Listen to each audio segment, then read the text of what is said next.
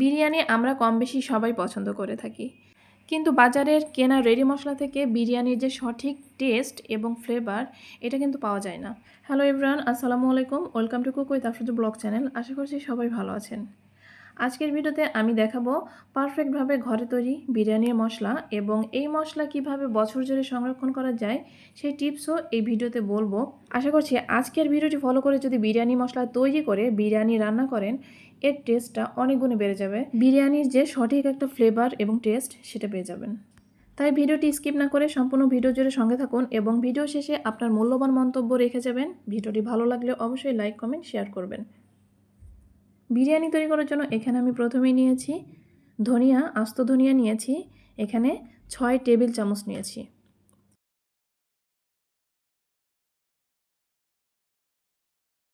এখন এই ধনিয়া প্রথমে আমি একটা শুকনো কড়াইতে ঢেলে নিব,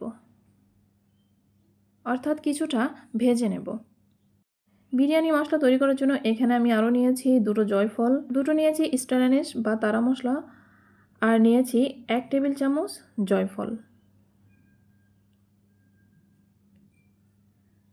1 টেবিল চামচ নিয়ে নিলাম কালো গোলমরিচ এবং 1 টেবিল চামচ নিয়ে নিলাম সাদা গোলমরিচ। 8 থেকে 9টি নিয়েছি কালো এলাচ। এখানে 10 থেকে 12 পিস নিয়েছি দারুচিনি। 1 টেবিল চামচ নিয়েছি সাদা এলাচ। জিরা নিয়েছি 2 টেবিল চামচ। 10টি নিয়েছি তেজপাতা। শাহি জিরা নিয়েছি 1.5 টেবিল চামচ।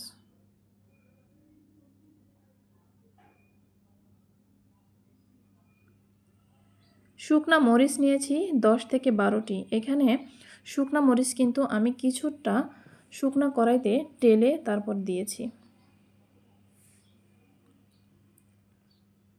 এছাড়াও আরও কিছু উপকরণ আমি পরে মিক্সড করব, সেটা আমি পরবর্তীতে আপনাদেরকে জানাবো। এখন এই উপকরণগুলো একসঙ্গে আমি রোদে শুকাতে দেব।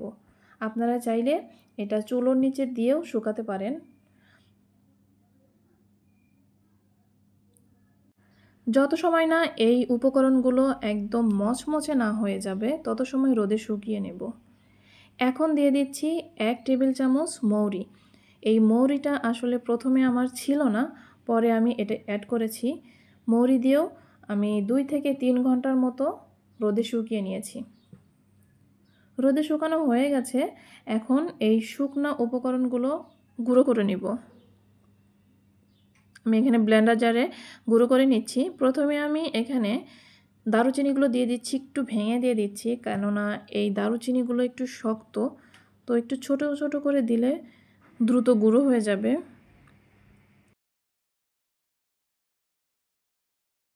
এই শুকনো উপকরণগুলো শুধু গুঁড়ো করলেই যে বিরিয়ানির মশলা সম্পূর্ণ পারফেক্টভাবে তৈরি হবে তা কিন্তু নয়, এর সঙ্গে আরও কিছু উপকরণ মিশাবো, এখানে কিন্তু শেষ হবে না।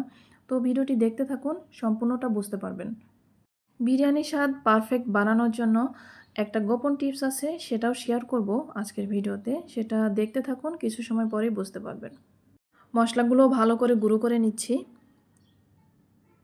আর এই মশলাগুলো ব্লেন্ড করার পরে আমি চেলে নিব না, চেলে নেওয়ার প্রয়োজন নেই।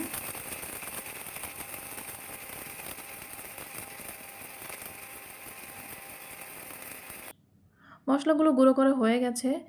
এখন হচ্ছে এই মশলার সঙ্গে এমন একটা উপকরণ মিশাবো যেটা দেওয়ার পরে একদম মশলাটা পারফেক্টভাবে তৈরি হবে। তো এই মশলাটা তৈরি করার জন্য আমি এখানে দিব রেডিমেড রাঁধুনির মশলা, অর্থাৎ রেডিমেড রাঁধুনি বিরিয়ানি মশলাটাও আমি কিন্তু এই শুকনো উপকরণ যে আমি ব্লেন্ড করে নিয়েছি সেই গুঁড়ো মশলার সঙ্গে ভালো করে মিশিয়ে নিব।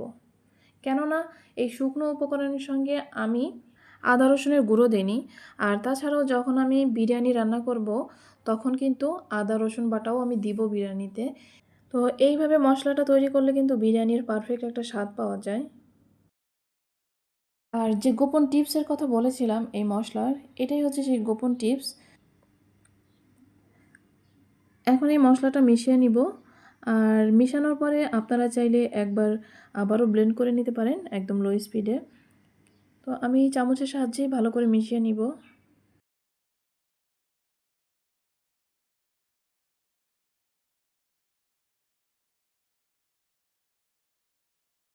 আজকের এই বিরিয়ানি মশলা দিয়ে কিন্তু যে কোনো ধরনের বিরিয়ানি রান্না করলে অনেক মজা হবে। আপনারা চাইলে কাচ্চি, খাসির মাংসের বিরিয়ানি, গরুর মাংসের বিরিয়ানি বা চিকেন বিরিয়ানি এছাড়াও তেহারিও রান্না করতে পারেন এই একই মশলা দিয়ে। টেস্ট কিন্তু কোনো অংশেই কম আসবে না। আর এইবার বলি সংরক্ষণ পদ্ধতি। এই বিরিয়ানির মশলা আপনারা চাইলে 6 থেকে 7-8 মাস পর্যন্ত সংরক্ষণ করতে পারবেন নর্মাল টেম্পারেচারে। এখন আমি আরও কিছু তেজপাতা কেটে দিচ্ছি, ছোট ছোট করে কেটে দিচ্ছি।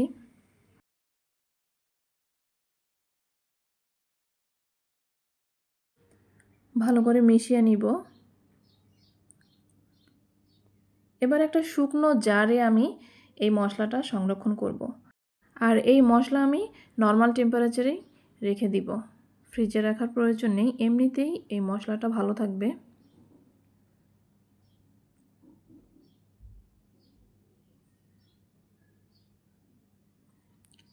আর এই মশলা দিয়ে যদি বিরিয়ানি তৈরি করেন আপনারা গরু মাংসের বিরিয়ানিতে একটু বেশি দিবেন, আর চিকেন বিরিয়ানিতে কম দিলেও হবে। অর্থাৎ চিকেন বিরিয়ানি 1 কেজি পরিমাণ বিরিয়ানি রান্না করতে হলে এই মশলা 2 টেবিল চামচ পরিমাণ দিলেই এনাফ।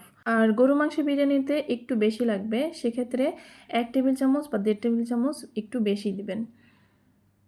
তো এই তো হয়ে গেল আমার বিরিয়ানির মশলা। ভিডিওটি কেমন লেগেছে অবশ্যই কমেন্টে জানাবেন। পরবর্তী ভিডিওতে এই মশলা দিয়ে আমি বিরিয়ানি রান্না করে দেখাবো। ততদিন পর্যন্ত সবাই ভালো থাকবেন, সুস্থ থাকবেন।